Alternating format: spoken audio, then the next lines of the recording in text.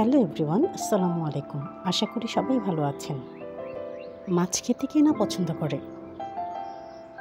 আর সেটা যদি হয় রুই মাছ, তাহলে তার কোনো কথাই থাকে না।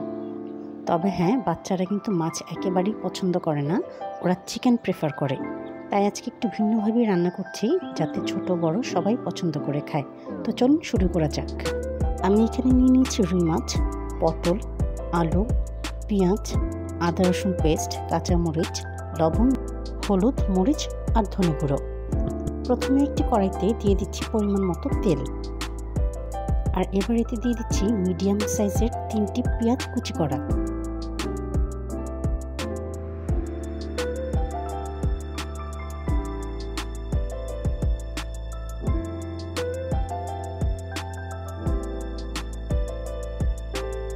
পেঁয়াজগুলো যখন একটু সফট হয়ে আসবে, তার মধ্যে আমি দিয়ে দিচ্ছি 1 চা চামচ করে আদা ও রসুন বাটা।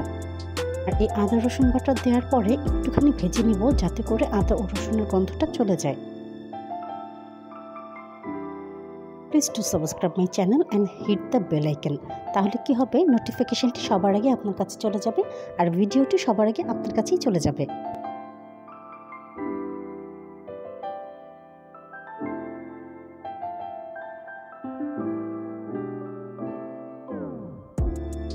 এবার দিয়ে দিচ্ছি স্বাদ মতো লবণ। এবার দিয়ে দিচ্ছি 1 চা চামচ শুকনো মরিচের গুঁড়ো, 1.5 চা চামচ ধনে গুঁড়ো আর 1/2 চা চামচ হলুদ গুঁড়ো।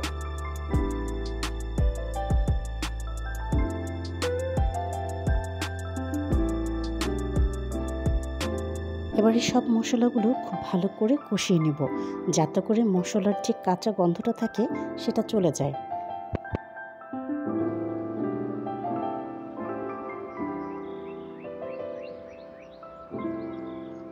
আর এখন এখানে একটু অল্প পরিমাণে পানি দিয়ে দিচ্ছি, যাতে করে মশলাটা পুড়ে না যায়।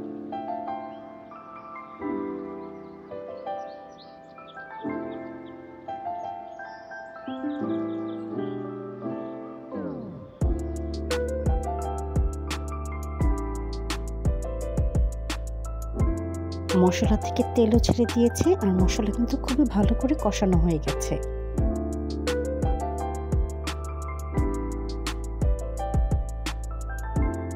এবার আমি এখানে দিয়ে দিচ্ছি পরিমাণ মতো পানি, আর পানিটা যখন ভালো করে ফুটে উঠবে, বলক উঠে যাবে পানিতে, তখন আমি এর মধ্যে দিয়ে দেব মাছ।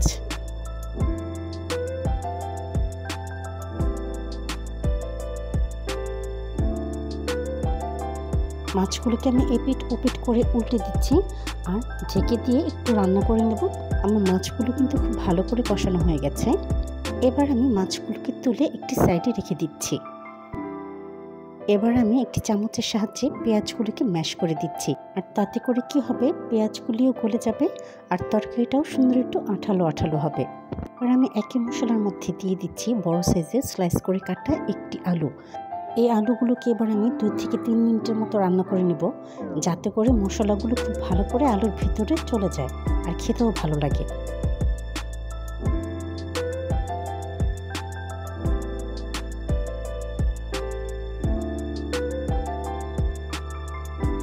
আর এবার এখানে আমি দিয়ে দিচ্ছি স্লাইস করে কেটে রাখা পটলগুলো। এই পটলগুলো দেওয়ার পরেও আমি 2-3 মিনিট একটু রান্না করে নিব।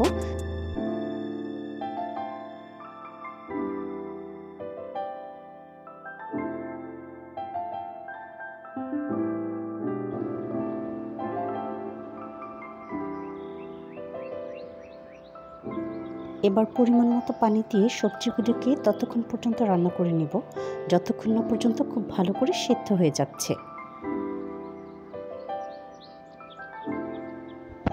Please to subscribe.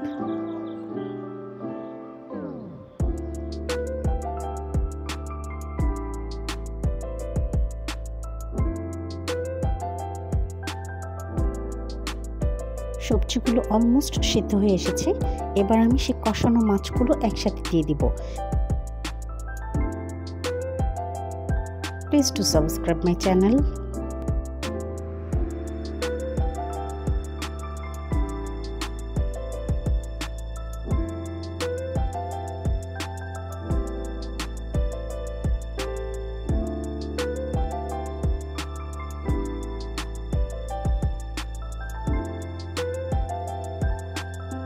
এবার এখানে আমি দিয়ে দিচ্ছি স্লিট করা কাঁচামরিচ 4 থেকে 5টি।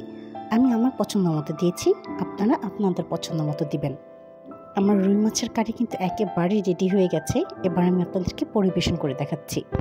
যদি আপনাদের আমার ভিডিওটি ভালো লেগে থাকে তাহলে প্লিজ সাবস্ক্রাইব করে দিবেন আমার চ্যানেলটিকে, ফলো করে দিবেন আমার ফেসবুক পেজ ও ইনস্টাগ্রাম আইডি তিন্নাস কিচেনকে।